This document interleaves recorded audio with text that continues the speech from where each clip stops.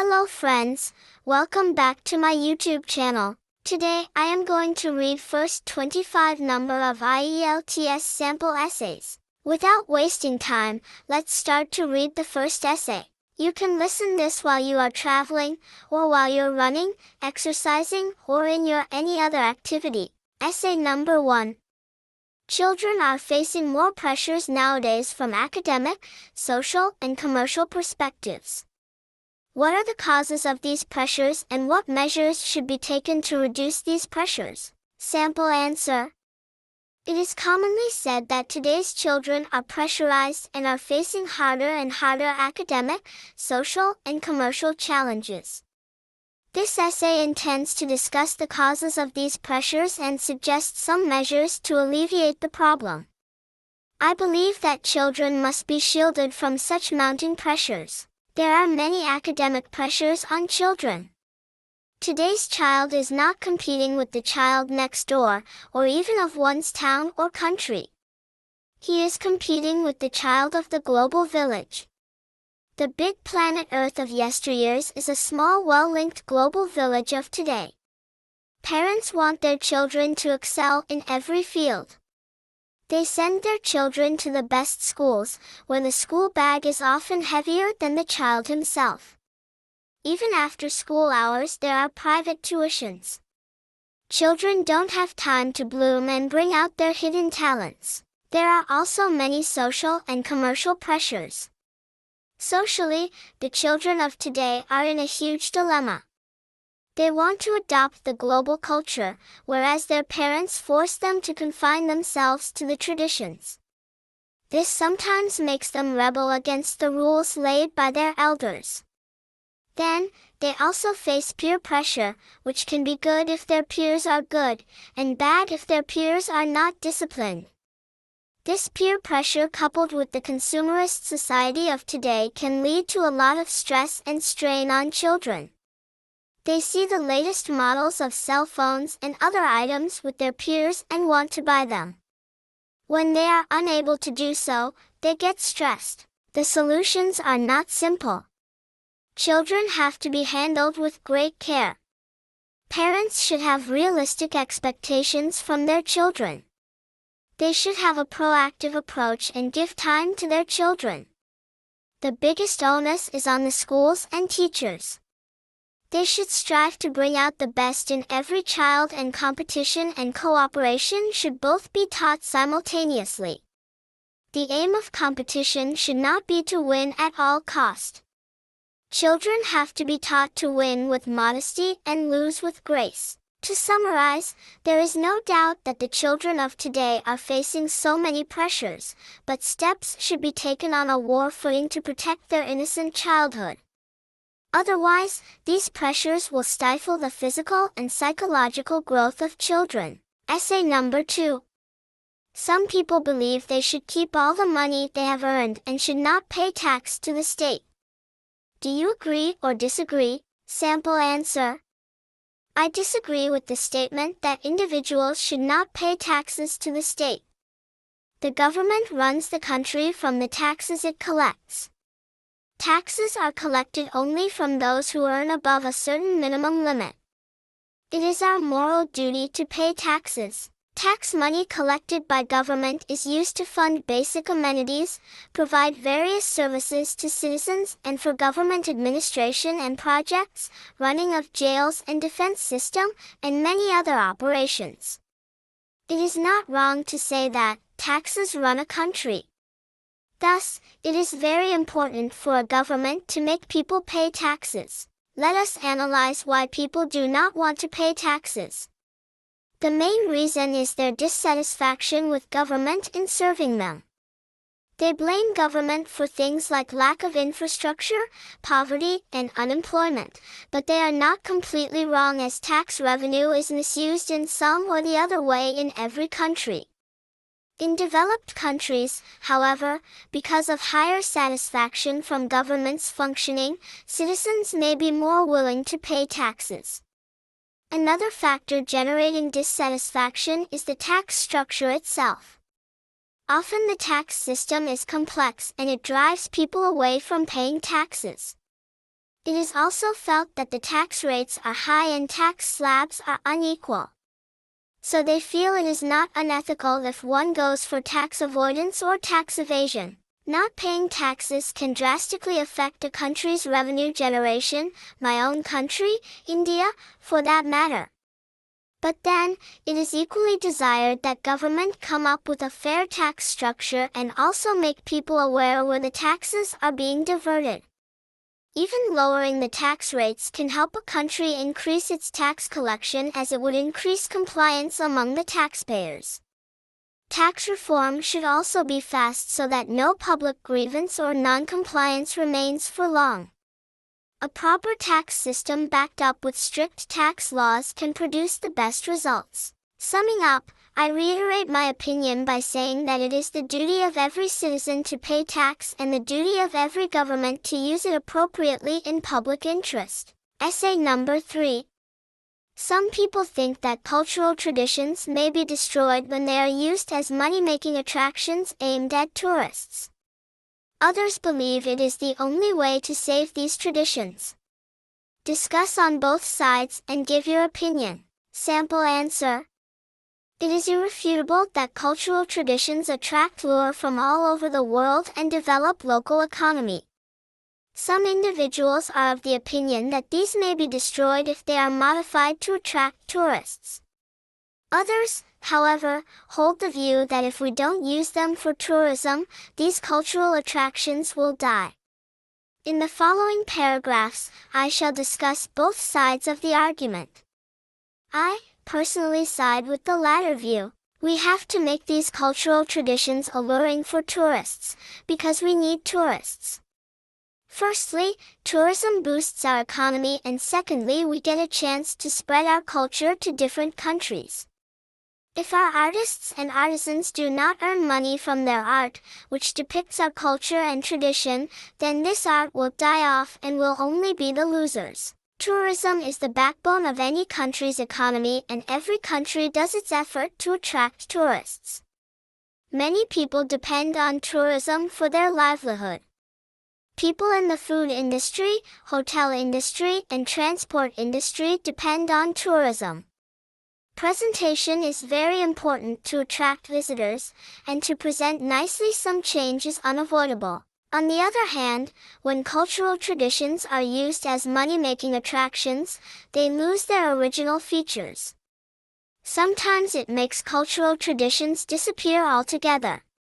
However, I believe that culture and tradition are deep-rooted and minor superficial changes cannot harm them in any way.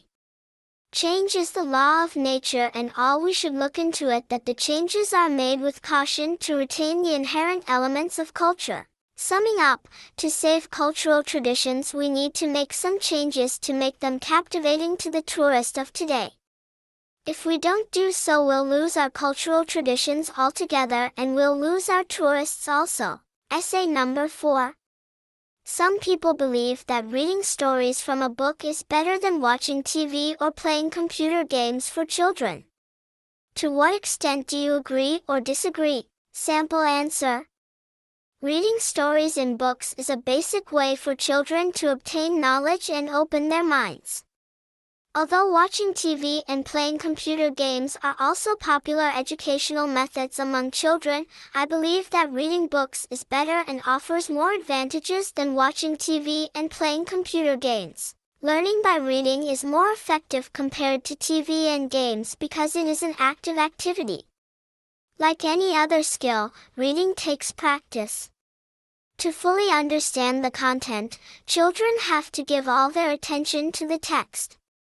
Also, more than just understanding a certain topic, children tend to develop imagination, as they imagine the characters from the description they read, which helps them to learn more efficiently and deeply in the future. Furthermore, reading stories also helps children master language development, as by reading stories, children learn pronunciation and vocabulary. It also increases a child's attention span, and develops the ability to concentrate. It develops children's ability to express themselves more confidently, easily, and clearly in spoken and written terms. It develops and fosters a child's natural curiosity. On the other hand, the knowledge disseminated by vivid pictures on screen is easier for children to imbibe, but too many moving objects and colorful images can distract children, especially some young kids, from other important tasks. Playing computer games also can be very addicting, as a result of which children fail to do their homework. Additionally, spending too much time before a computer screen or watching TV can lead to health problems such as short-sightedness. Therefore, reading is better for both efficiency and health purpose. In conclusion, it can be reiterated that reading stories in book is better than watching TV and playing on computers, as it is a more effective way to learn and is better for health. Essay number 5. In many parts of the world, children are given more freedom than in the past. Is this a positive or a negative development? Sample answer. The world is changing fast, and so are the rules and the norms of society. When grown-ups today compare their childhood with that of today's children, they find that today's children have more freedom than what they used to have. I believe this situation is largely positive. There are many advantages of children enjoying more freedom. They grow up quicker than their parents did. This produces more liberal, mature and adventurous adults, which obviously has an effect on society in the long run. Today's children follow the global culture, which is the amalgamation of the good points of the various cultures of the world.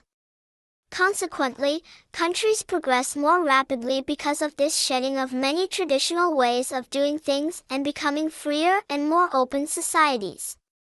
For example, in India, if today's youngster wants a dowry-free marriage, he will go ahead and have it against all odds, whereas earlier youngsters could not take a stand against it as it was considered customary. Furthermore, today's children have the power of the internet and the satellite TV in their hands. Today's young generation is the most well-informed generation than ever in the history of mankind. They know what their parents and grandparents do not know.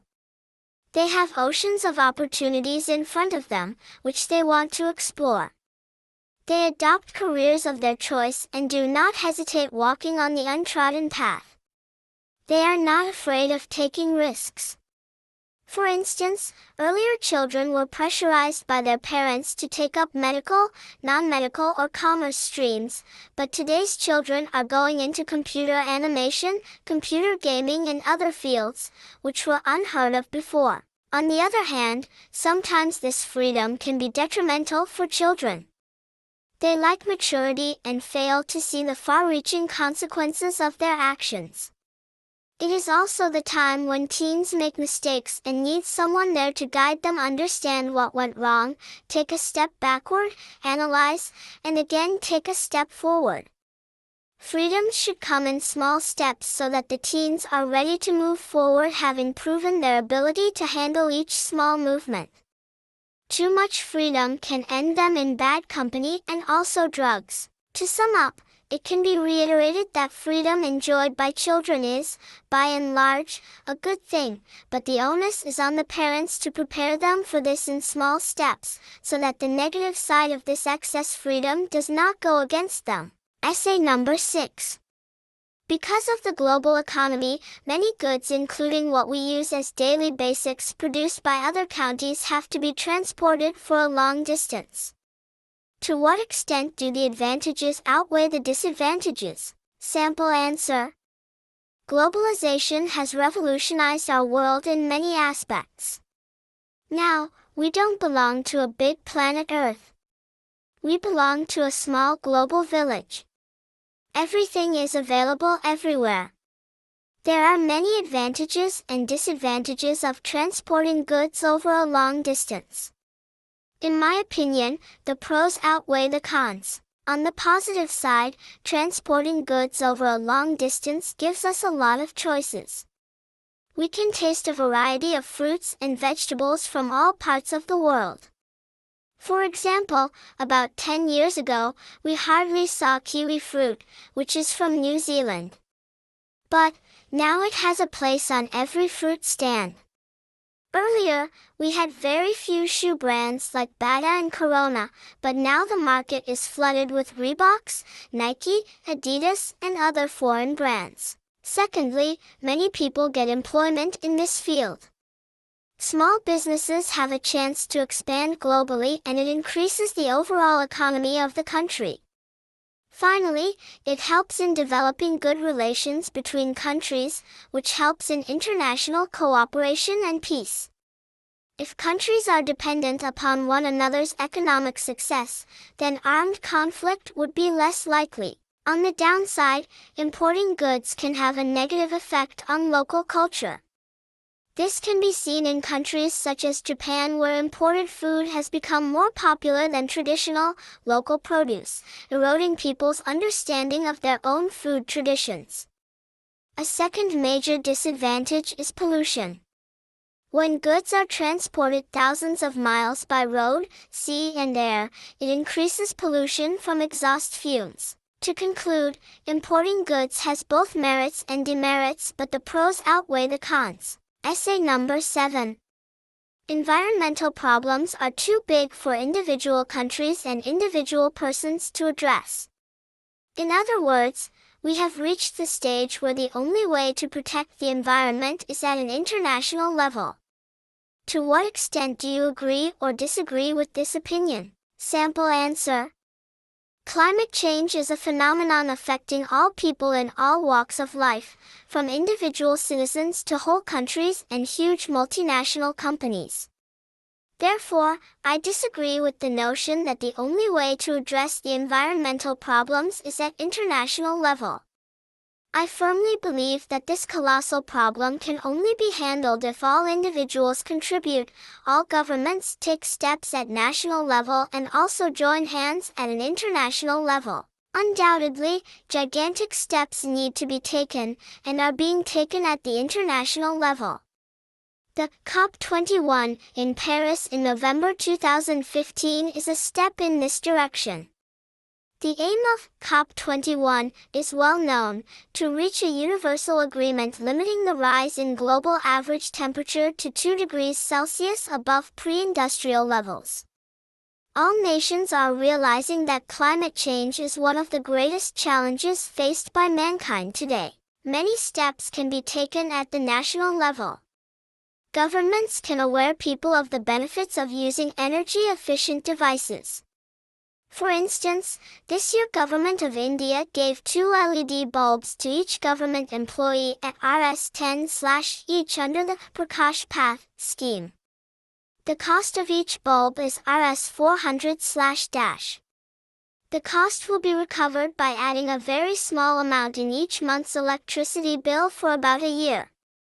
In about 100 cities, the streetlights have been replaced with LED bulbs, which is a saving of a huge amount per day.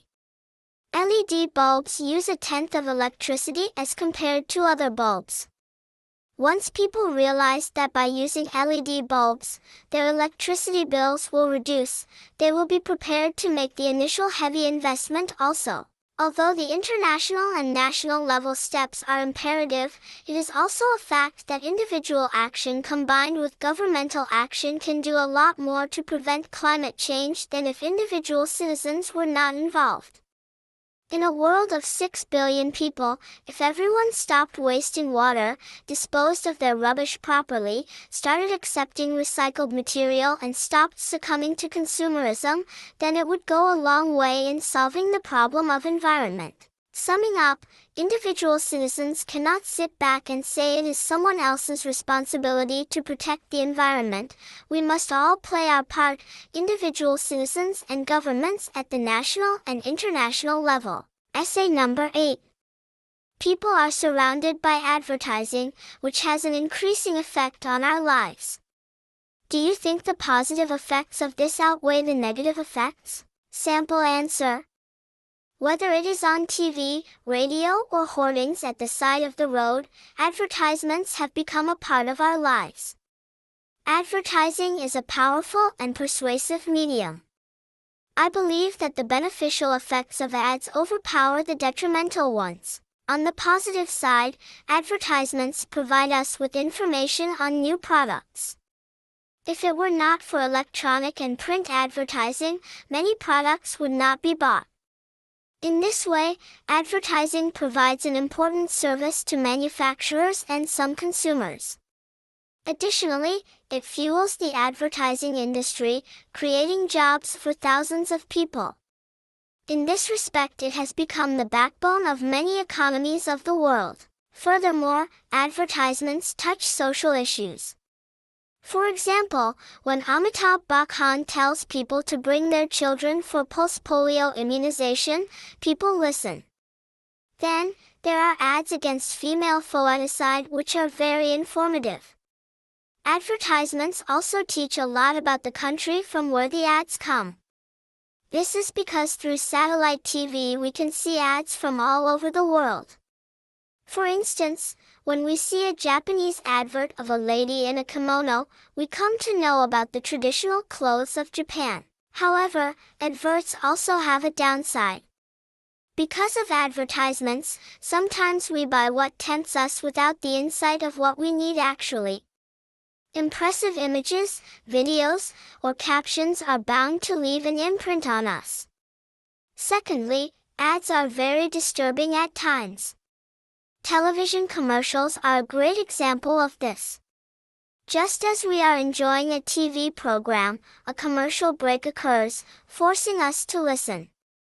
Then, ads show dangerous stunts, which may be copied by children and they may get hurt.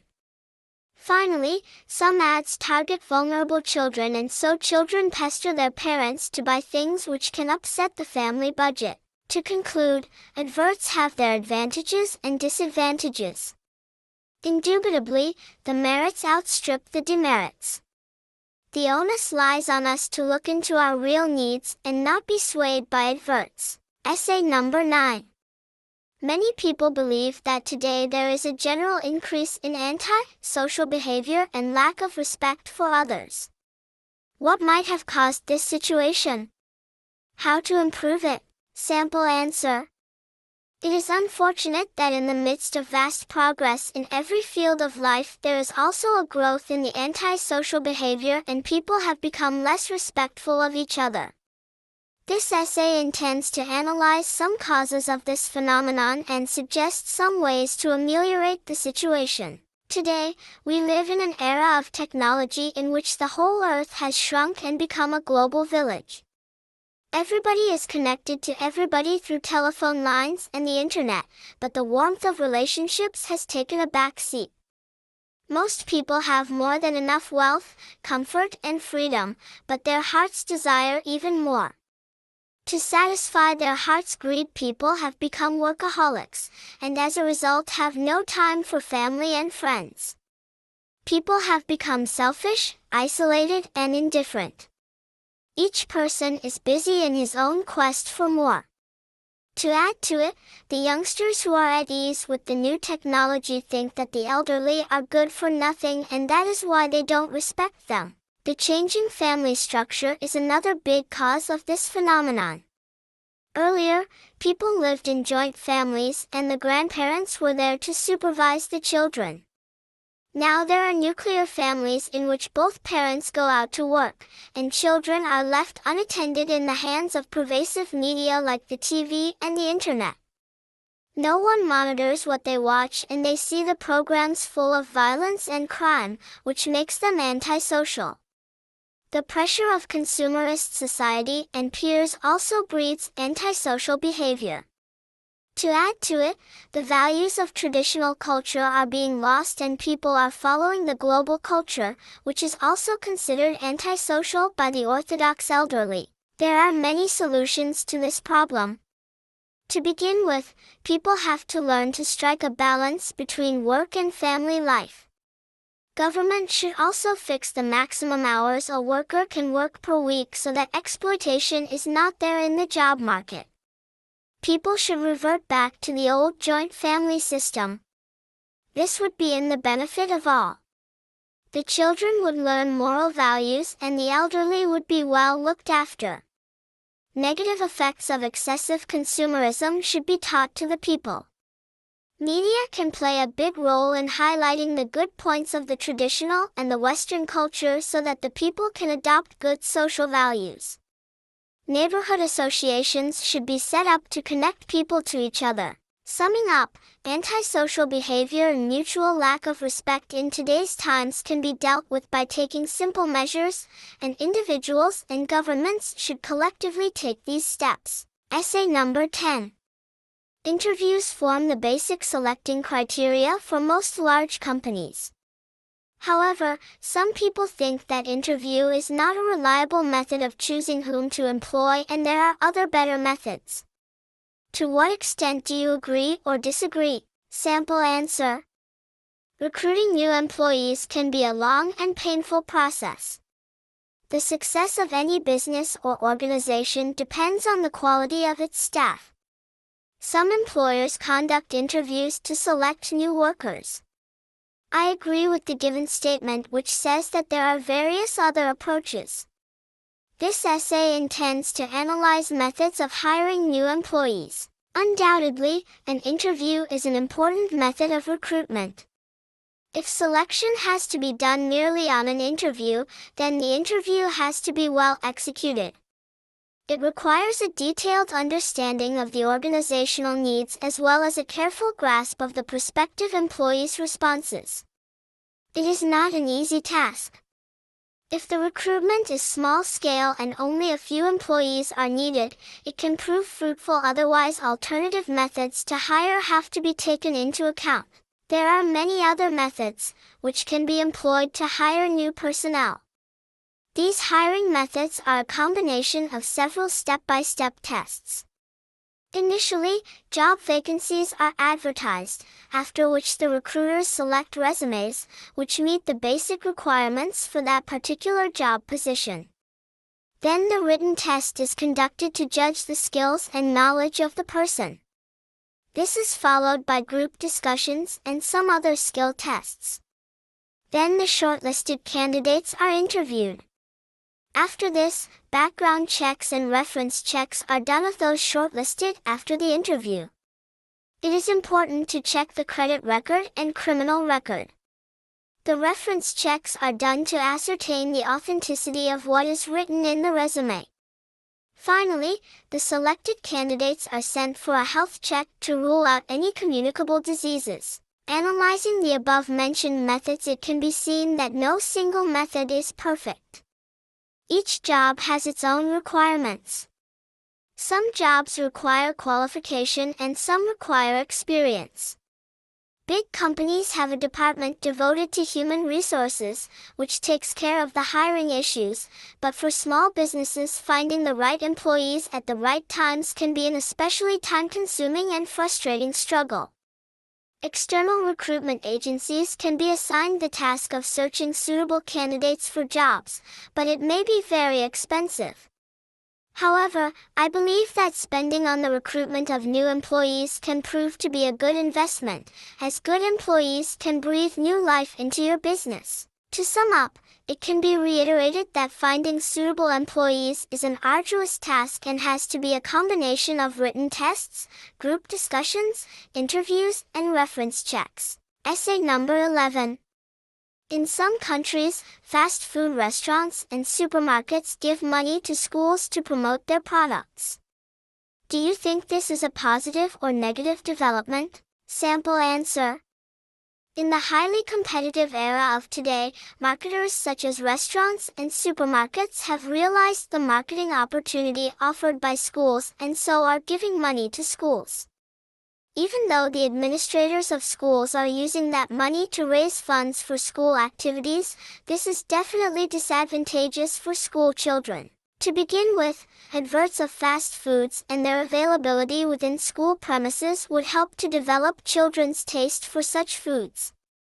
This can increase problems like obesity, which in turn is the root cause of many other health issues among children.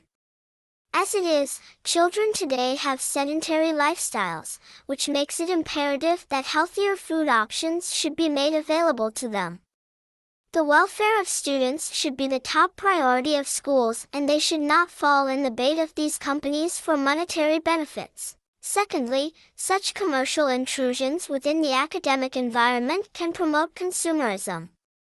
For instance, if schools promote advertisements of any products like toys or computer games from supermarkets through educational materials, billboards, or school television, children would think that they have the approval of teachers and school authorities. Consequently, these vulnerable children pester their parents to buy those products, which can upset the family budget. This is a very vivid example of how commercialization of schools can promote materialism in children. Supporters of such practices claim that the money such companies give for promoting their products inside the campus helps financially strapped schools to buy library books or improve sports facilities. They claim that children benefit from the additional resources and facilities that schools can afford due to such funding. What they fail to see is that commercial intrusions are already present in children's lives these days, and there is no scope for more. To sum up, it is definitely a negative development to use schools to advertise their products, as this may lead to unhealthy eating and a materialistic attitude in children. Essay number 12. Some people believe that young people know about international pop and movie stars but know very less about famous people from the history in their own country. Why is this? How can more interest be created in young people to gain more knowledge about their own famous people from history? Sample answer. It is irrefutable that today we are flooded with information about everything. The youth of today know about global celebs but are increasingly ill-informed about their own historical personalities. This essay shall analyze why this is happening, and also suggest some measures to generate their interest in historical events and people. The first and major reason for this is that the education system in most of the countries is test-based. Students are only taught to get good grades, and as a result, they only focus on passing their exams, rather than gaining knowledge about any topic. Their interest is never developed in history and heroes of our past. On top of that, the youth today is more fascinated towards the celebrities because of the exposure and importance the media gives to them. Furthermore, most of the families have now started living in nuclear setups, where both the parents are working, and because of this the children's education about their roots and history has taken a back seat. There are many methods that can be used by parents, schools, and the media to develop the interest of youngsters in knowing about the famous people from history. The schools can incorporate technology in teaching methods, like the use of audiovisual aids. Educational trips to museums and famous historical places also help develop the children's interest. The government should set up museums and encourage children to visit them by highly subsidizing tickets for the students. For example, the Shahid Bhagat Singh Museum has become a great source of information about the freedom struggle and the sacrifices made by freedom fighters. Also, the Virasat-e Khalsa Museum has become very popular among the youth, as they can learn a lot about Sikh history and culture. Moreover, TV shows and movies can be made around famous historical personalities and their contributions. For instance, the recent Bollywood movie Bajirao Mastani has been a super hit at the box office and has made a lot of people more aware about historical events and characters. TV channels like History Channel has shown, which run throughout the day, giving information about famous people and events from history. To conclude, there are several innovative and creative methods that can be used to make the youth more interested and aware about the notable people from history. This effort has to be made by parents, at schools, and media also has a big role to play in spreading this awareness. Essay number 13. Environmental problems such as pollution and climatic variations are increasing nowadays. The governments have taken some measures at a global level, but they got only few solutions. Why is it so? How can this problem be solved? Sample answer. Saving the environment has become the top priority across the world. No country in the world disagrees with the fact that the Earth is at the brink of a climatic disaster, but the measures taken neither have legs nor the lengths to address the issue. This essay intends to look into why the measures have always fallen short of the mark, and suggest some solutions to mitigate the problem. The first reason why global measures have failed is that the developed world is shying away from the burden it needs to bear for the damage it did to the environment in the colonial industrial revolution times. Hence we are stuck in a limbo of bipolar world of developing nations on one side and the developed on the other. And the compromises reached between the two have always been far from satisfactory. If we need to see a real positive change, the developed world has to do more than the developing world. It cannot just say that everyone should play an equal role. It can do so by providing wealth and technology related to renewable sources of energy to the developing and the least developed countries. The second major reason of not being able to do for the environment is that our governments are acting in the interests of powerful lobbies and corporations. For example, the fossil fuel industries are trillion-dollar businesses. If clean energy succeeds, these giants would lose. The clout of these is so strong that instead of acting with ambition and urgency, the governments are making feeble efforts. The solution for this would be to create awareness that fossil fuel industries have to step down to let the greener energies succeed. Finally, development and environment are always seen at loggerheads with each other. Environment always ends up taking a back seat to development. Thus, looking at the two as separate entities has delayed and brought us to our current position. The answer to this is sustainable development, which is development that meets the needs of the present without compromising the environment. To sum up, it can be seen clearly why the steps taken so far have failed to save the environment. However, the time has come to do some soul-searching and take proactive steps for the environment. Essay number 14. Now a lot of people in college are doing academic study. We should encourage them to learn vocational skill, like plumbers and electricians. Do you agree or disagree? Sample answer. People have different views about tertiary education. Some believe that it is very beneficial for the nation if majority of the youngsters go for higher education. However, others opine that they should go in for some vocational training to start earning soon. I firmly believe that university education has an edge over vocational education. The option to start work straight after school seems attractive to some for several reasons. Many young people want to start earning money as soon as possible. In this way, they can become independent, and they will be able to afford their own house or start a family. In terms of their career, young people who decide to find work, rather than continue their studies, may progress more quickly.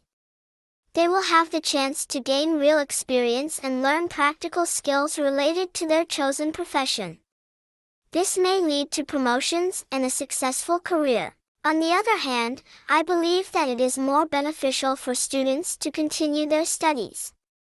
Firstly, academic qualifications are required in many professions. For example, it is impossible to become a doctor, teacher, or lawyer without having the relevant degree. Another advantage of graduating from a university is that it gives you more choices when it comes to choosing a job. Most employers will be more impressed by a candidate who has a degree than they would be by one who only has high school qualifications, because it shows a certain level of intelligence and education, as well as the commitment and self-discipline that is needed in order to study a degree course for 3 or 4 years. University graduates also tend to earn higher salaries than those with fewer qualifications. Furthermore, the job market is becoming increasingly competitive, and sometimes there are hundreds of applicants for one position in a company. Young people who do not have qualifications from a university or college will not be able to compete. What is more, those who work in the construction work or as car mechanics will always have to work under those who have civil and mechanical engineering degrees. To sum up, for the reasons mentioned above, it seems to me that students are more likely to be successful in their careers if they continue their studies beyond school level. Essay number 15. In most of the societies, the role of mother and father differs. What are the causes of this difference? What will be the parental roles in future? Sample answer. Families are the building blocks of the society. Parents play an incredible, crucial, and indispensable role for the development of children. Fathers and mothers both have an individuality and are equally responsible for the growth of the child physically, mentally, and emotionally. But still most of the societies have a different thinking that their role differs. So here I would like to discuss the reasons of these differences. In most of the societies, especially the remote areas and villages, people believe that role of mother is just to give birth to a child and look after child's schooling, eating and homework, and father is the one who brings the money for bread and butter and doesn't have to do anything with the child's care. Due to this, women are deprived of working out and even are deprived of education. First and foremost reason for these differences is that people are illiterate and 60% of the people are still below the poverty line. They are not aware of the good and bad things. Secondly, they follow the old fuddy-duddy customs and traditions. Thirdly, I believe that in these old-fashioned societies people don't have family planning, birth rate is high so women are forced to sit at home and feed the children. Therefore, all the burden of child's development comes on her shoulders and men have nothing to do except working and earning money. Just imagine if a father is asked in which class his child studies, he has to think so hard and even then he cannot recollect. If women go out and work, then older people get skeptical and scold them, as they are narrow-minded. However, in the future the scenario will change. We are living in an era of globalization and westernization in 21st century. We are influenced by Western culture. Nowadays people are educated, literate and aware of things and are broad-minded. Parents understand their responsibility and work equally for the holistic development of the child. So, in the future conditions will improve a lot. Parents will plan the things for the bright and shiny future of their children. And they will be united and the child will not be deprived of the father's love. Both will work so that they can do savings in the future for their child, and presently in urban areas things are like this only. To conclude, there are many reasons for the gender differences in parental roles, but the future is predicted to hold no such differences. Essay number 16. If children behave badly, should their parents take responsibility and also be punished? State your answer and give your reasons. Or if a 5-year-old commits a crime, any kind, should her parents accept responsibility and how should they be punished?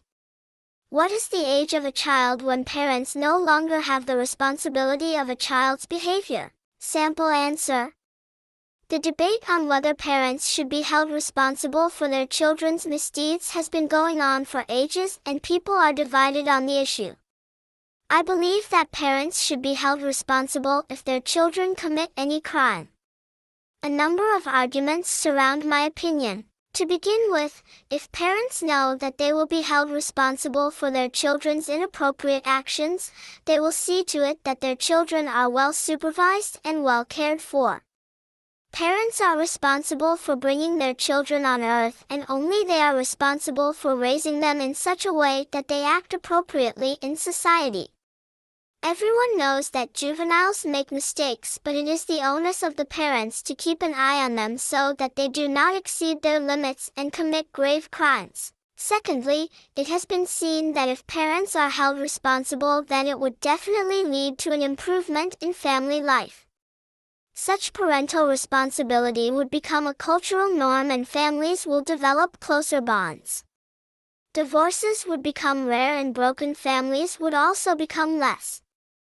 Finally, children are also less likely to commit a crime if they know that their parents would be held responsible.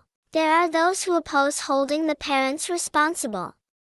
They say that children today are independent and there are many external influences which affect the behavior of children, such as TV and peer pressure.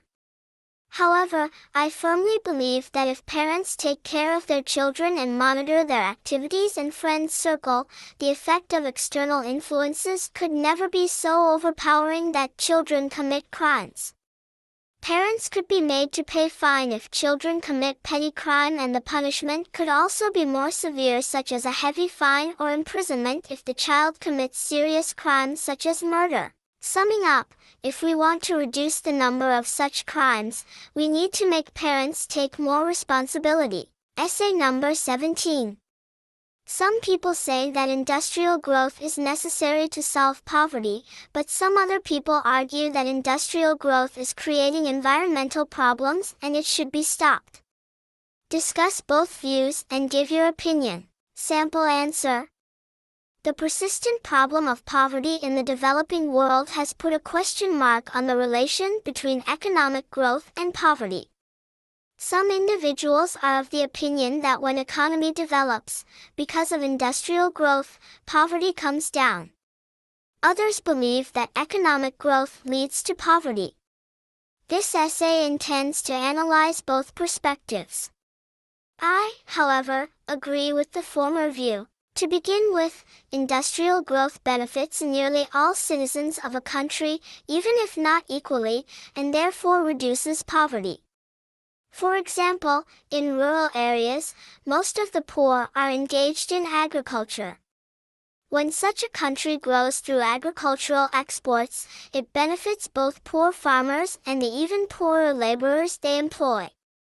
Similarly, rapid growth in manufacturing sector because of increase in demand creates a lot of new jobs, and eventually causes a rise in wages that further reduces poverty. My second argument comes from historical records. Western countries began discovering the positive relation between economic growth and poverty reduction around 1820, and as a result the living standards in Europe and the United States improved many-fold in the next years. Economic growth thus eliminated mass poverty in what is today considered the developed world. Even a short-term view confirms that the recent acceleration of growth in many developing countries has reduced poverty, measured the same way. The opponents of this view claim that economic progress leads to inequality between the rich and the poor. They opine that a handful of rich are getting richer while the poor are being driven to the wall. However, results have proved that such inequality is only short-lived and everyone has benefited in the long run. It is because of the high initial inequality that it appears as if economic growth is leading to poverty. Summing up, industrial progress definitely reduces poverty. Sometimes, there is unequal distribution of wealth in the initial stages of economic development. Nonetheless, everyone benefits eventually. Essay number 18. Many people use distance learning programs to study at home, but some people think that it cannot bring the benefit as much as attending college or university. To what extent do you agree or disagree? Sample answer. It is undeniable that the distance learning mode is very useful, especially for those living in remote areas, for those who are physically challenged, and for those who want to do a job while studying. However, there are many advantages in actually attending a university, which would not accrue to a person who prefers to learn through the mode of distance education. Let us see how going to a university scores over the distance mode. In the very first place, going to a university provides the opportunity of face-to-face interaction with the teachers. Classroom lectures are more educative and enlightening than mere reading of written courseware due to the direct interaction between the students and the teachers. The student not only masters the contents of the prescribed lessons, but also gains a deeper insight into the subject as the teacher elucidates from his own experiences. If there are any doubts in the mind of the student, the teacher can readily offer the necessary clarifications. If he has not been able to fully comprehend any particular aspect of the lesson, he can request that it be explained to him again.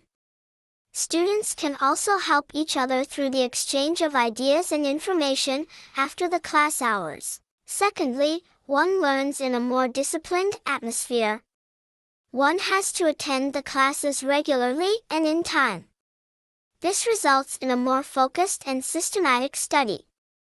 This leads to better preparation for the examinations and consequently better results.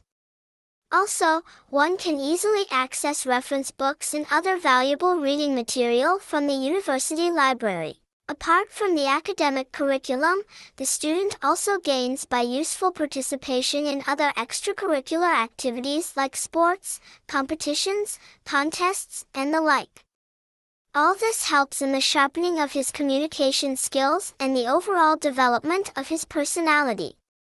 He develops better team spirit and learns the art of working with others in a group. Another great advantage is that of campus placement opportunities. Many reputed companies approach the good universities with offers of campus placements for their students.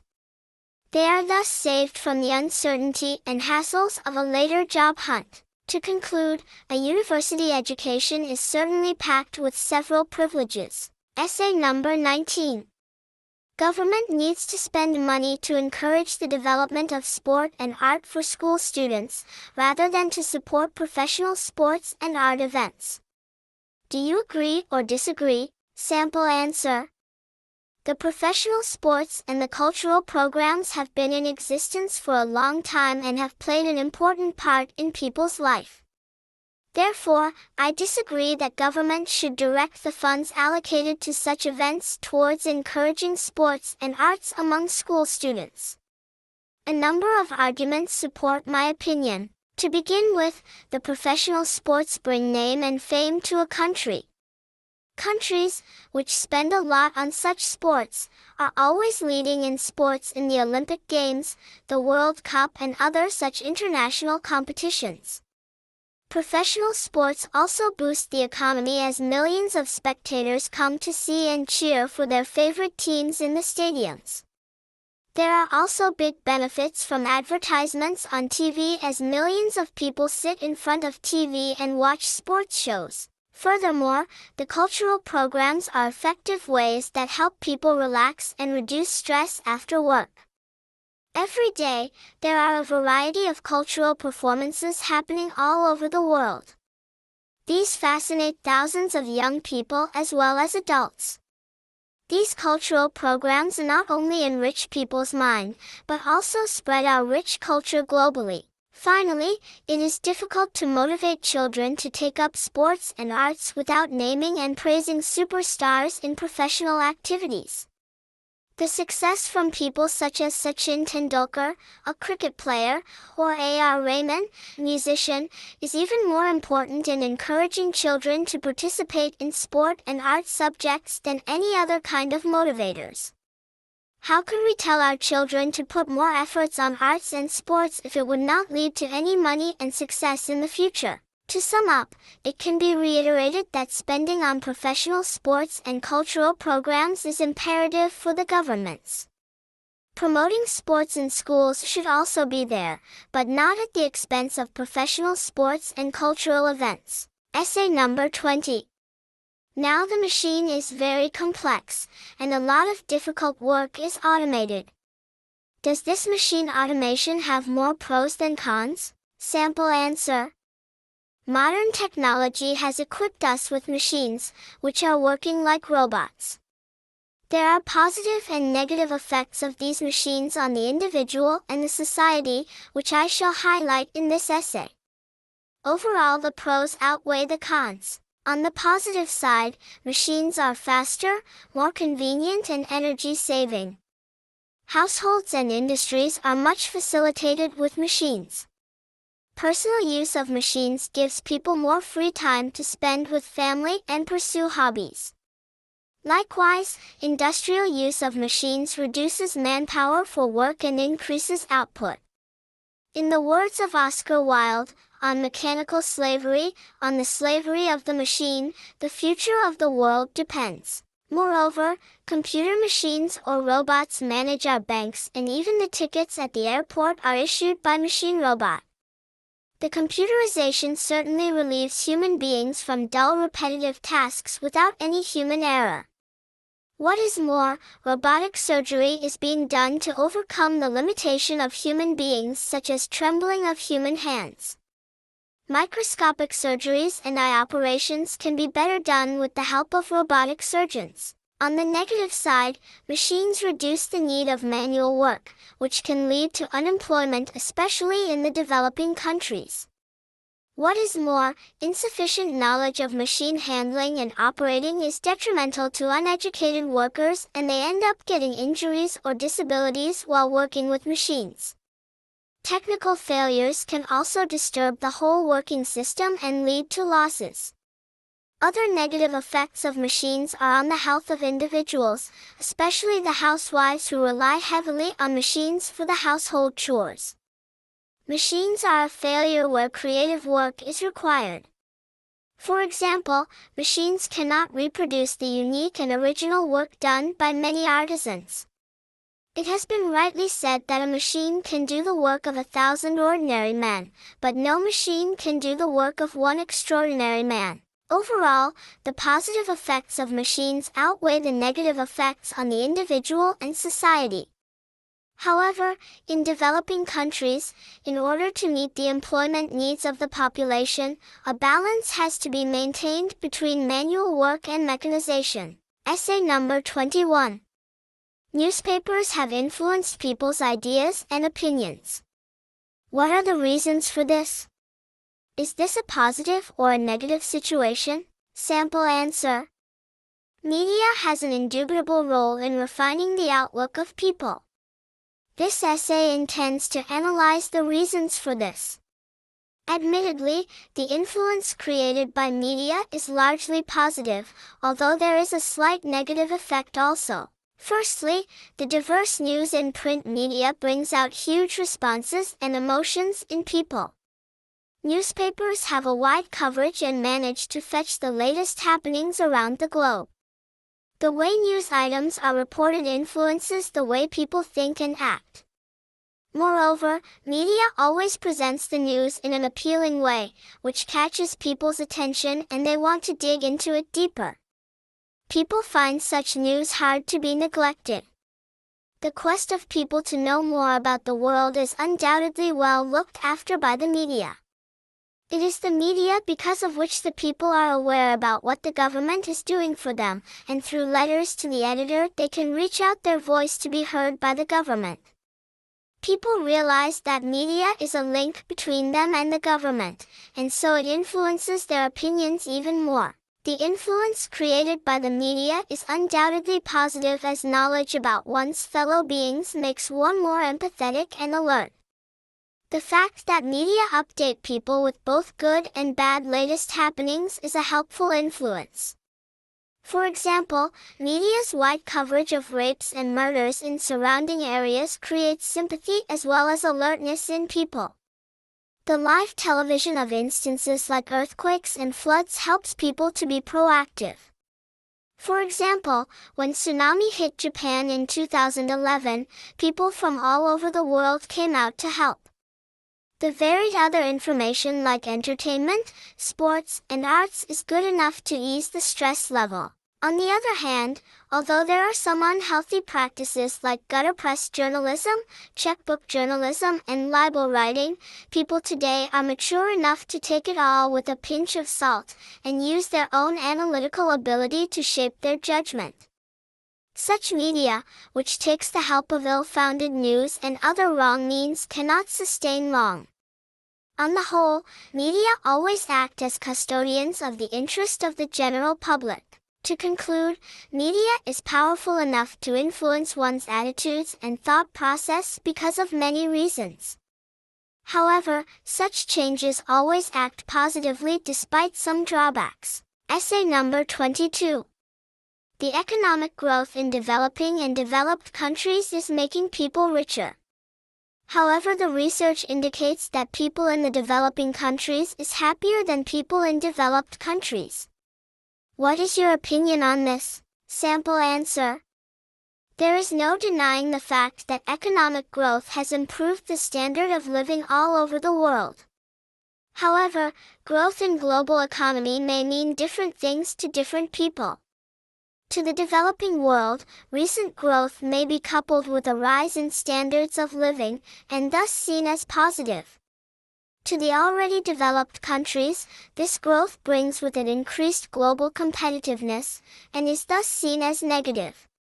Both sides will be analyzed in this essay. The lesson we get from this different perception towards development of global economy shall also be discussed. For people in the developing world, it means better opportunities for personal and professional growth. More and more people in developing countries such as India and China now earn more than enough to lead comfortable lives. Now they have high disposable incomes that make it possible for them to lead luxurious lives. They can now buy the latest gadgets, travel to the most exotic places on earth, and own luxury apartments and cars. Their children now get world-class education and healthcare. None of these would have been possible if the economy wasn't growing.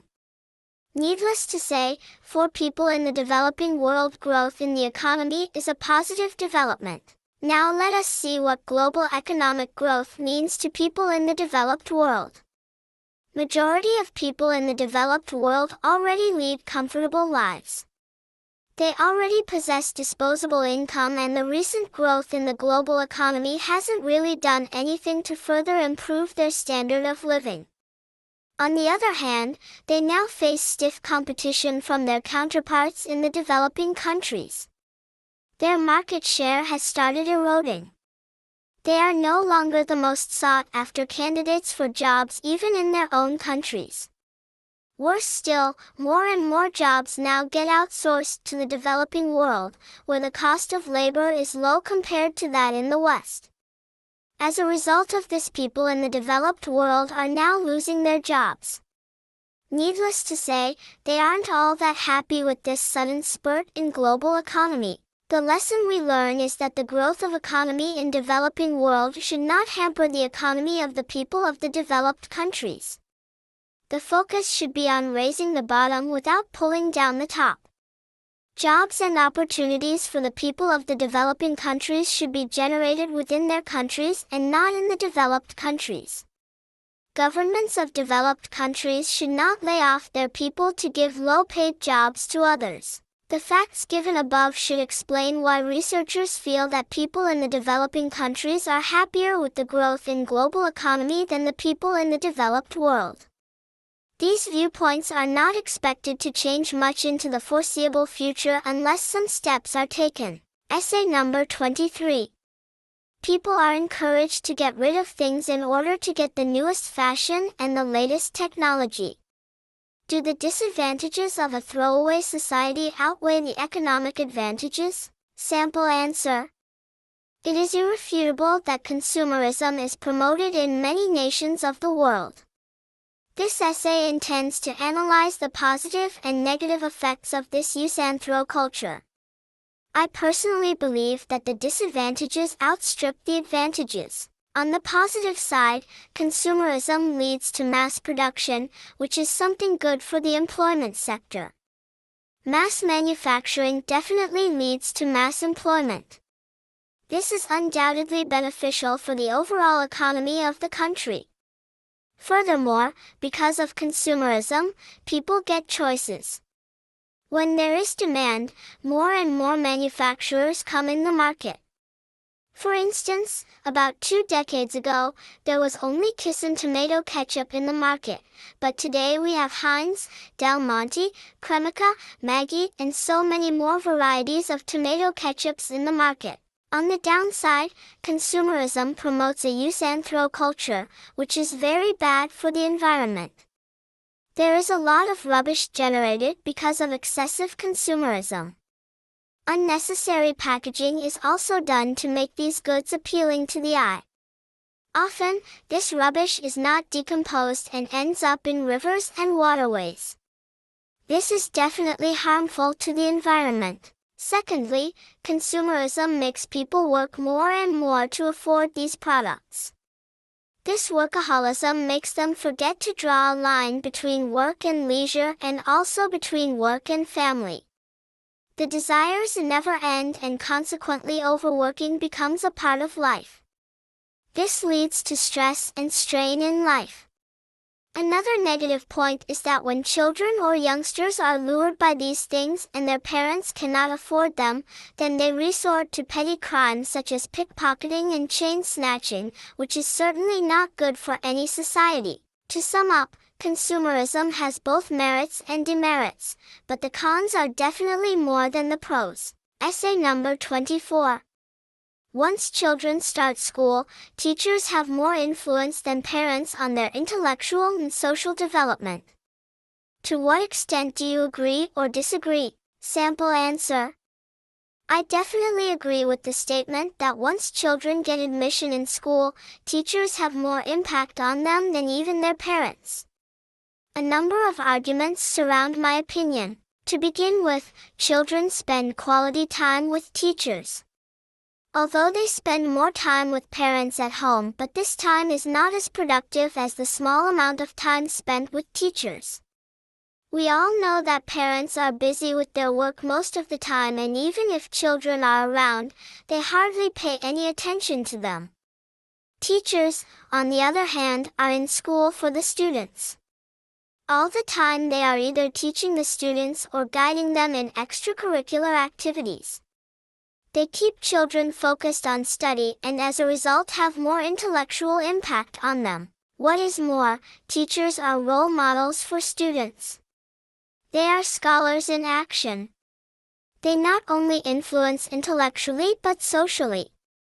Students inadvertently follow their teacher's behavior too. They observe how the teacher walks, talks, and tackles difficult situations. At home they have parents to guide them socially, but it is seen that in nuclear families, parents hardly find time for this. Whatever social skills children learn are from TV or other activities they do at home. So definitely teachers have an edge over parents even as far as social skills are concerned. Teachers also guide students for their future careers. Students follow teachers more than parents because they feel that teachers are more aware of the world around them and they have better capability of guiding them.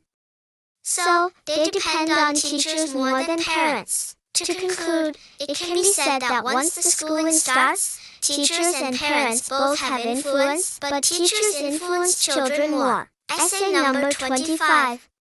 Some people think that the news media nowadays have influenced people's lives in negative ways. To what extent do you agree or disagree? Sample answer. I disagree with the given statement that media has a negative influence on our lives.